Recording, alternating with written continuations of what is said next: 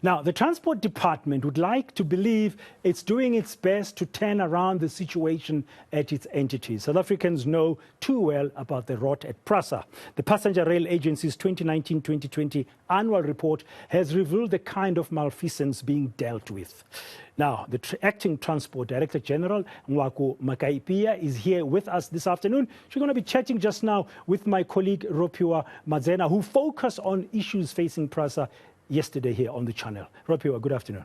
Very good afternoon to you, Bradan, and absolutely correct. Yesterday's installment of Corruption Scorecard zoned in at the malfeasance at PRASA, and of course we did have a panel discussion with Ground Up as well as former Chair Popo Molefe. Now we've got the Acting DG, as Bradan introduced, and I thank you very much for joining me this afternoon, Acting DG. Let's start, before we get into the details of what is currently unfolding at PRASA, the national rail policy that you all have been speaking about of late. What exactly is that, and what is it aiming to do for the Passenger Rail Agency? Good afternoon, Rofiwa, and good afternoon to the viewers of VNCA. As the Department of Transport, our role in really making sure that we have the rail policy was clearly to provide policy certainty, because you'll know that the rail sector has been operating for years without a comprehensive rail policy. As such, it is basically an analysis and a way of how do we then use the policy itself to provide other means of delivery of the railway services, including, for example, ensuring that you can have concessions that are running on our passenger rail lines, and how do we then tighten the issue of security and accountability in making sure that, based on the challenges that we have received, we can therefore deliver to the majority of South Africans. Let's talk about that issue of security. Now, the Public Protector Report and National Treasury found that a lot of the contracts within the security space at PRASA were irregular, and in 2019 there was a forcing of them to be cancelled. And that, of course, left PRASA very exposed to all sorts of security threats, and that big one has been crime at the passenger railway. How far are we with remedying and tightening up security at PRASA so that you're not spending billions replacing stolen infrastructure at PRASA? It is one of those decisions and actions that as government we regret, that when those security contracts that were cancelled, we should have really put measures in place, and COVID came, were really exposed. But under the leadership of the Department of Transport, led by Minister Mbalula, we did actually, through with PRASA, launch what we call an integrated security plan, which at the back of it is about how do we then strengthen the issue of security within passenger rail. One, we have considered that, remember, those majority of those contracts that were cancelled were mostly outsourced security services. Yes. So we are changing gear and changing tune, and how we're doing that is really to ensure that we make sure that we hire our own.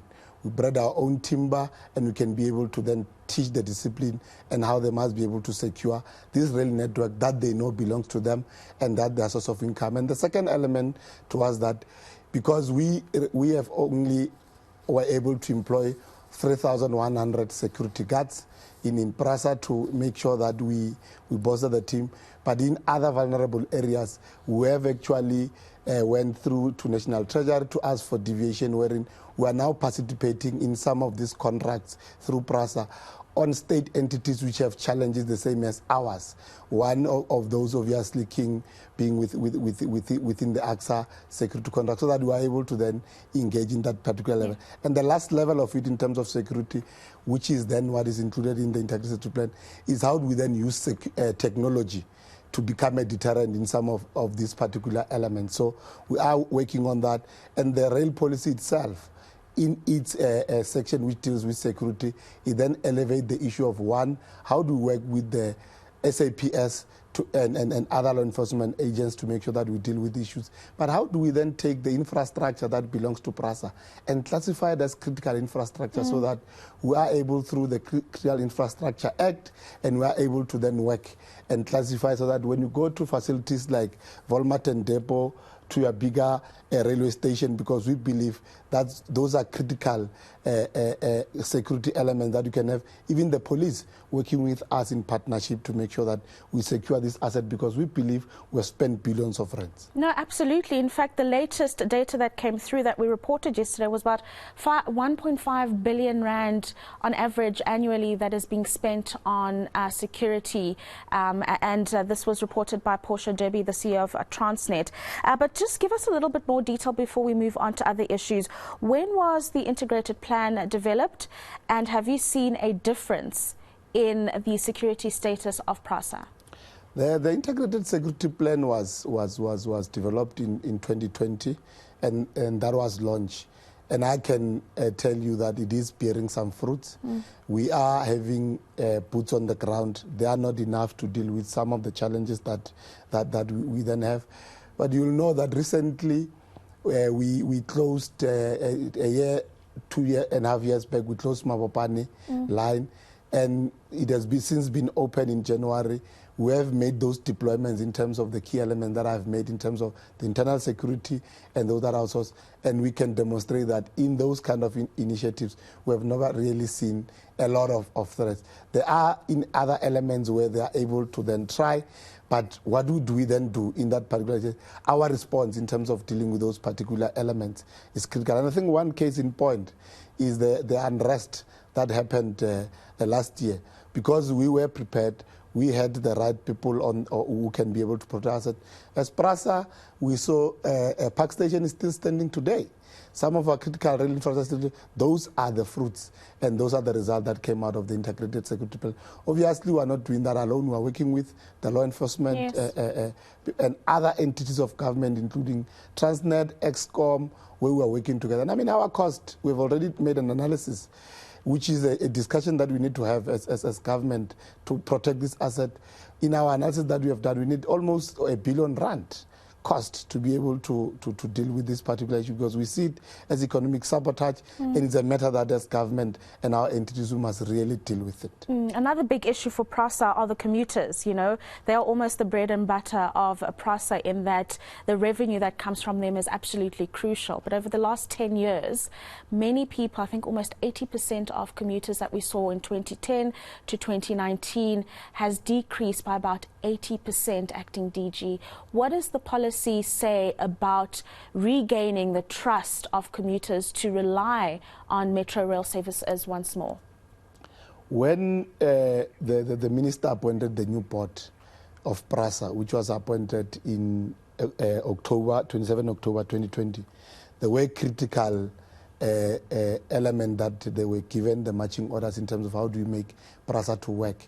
Key of that was then how do we then recover these corridors that we have lost, and close them and secure them so that we can be able to bring our commuters back, because I think commuters left there because of security challenges which I've addressed and other issues. But one of the advantages... But also the maintenance of the trains, some of them in quite a horrible condition, many of them. But one of the critical elements which you have, which is an advantage to us to be able to bring our commuters back, is the new trains that we have brought in, which we call it Istibela Sabantu, the new trains, because they have all these security features.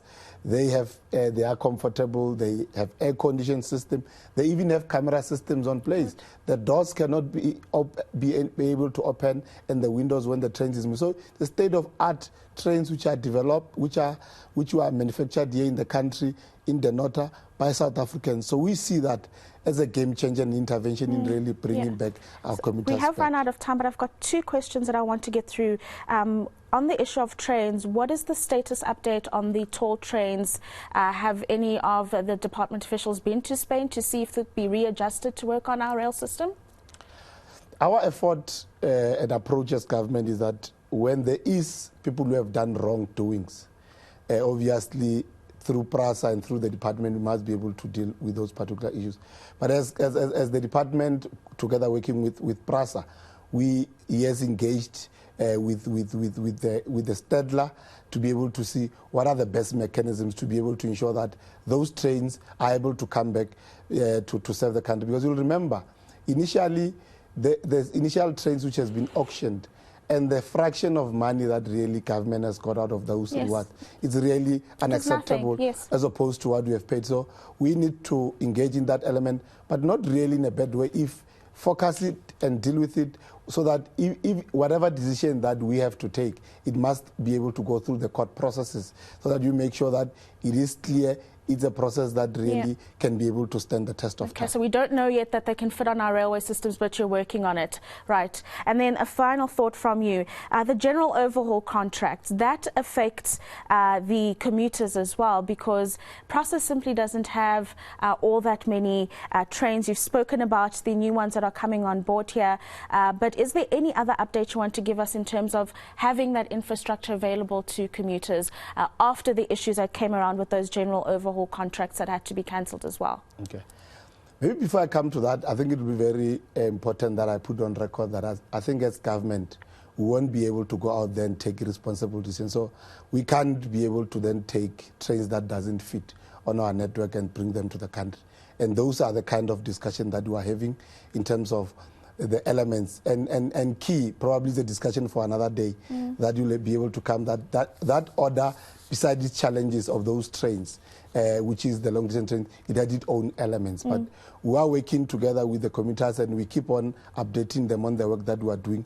And the general overhaul contract, it is an intervention of, as we produce the new trains and putting them into the market, how do we then deal with the needs by supplementing them, one, with some of the old fleet that we can be able to refurbish, considering the lifespan of trains that it's almost 20 years, but key elements will be to refurbish the trains that we'll be able to use in our long-term contracts. It took time to conclude that contract, but we are now concluded it, and we'll be hard at work in making sure that we can be able to meet the commuters. Slowly and surely, we're turning PRASA around with the initiative that we are doing, engaging with our commuters, having partnership with communities. We are bringing confidence, and we are seeing it with Atteridgeville, where we have opened the rail network in terms of the new trains, where we have refurbished the structure. We are seeing it with Mabopane line and Cape Town in some of the corridors that we have made open in Somerset. We just have to put the momentum.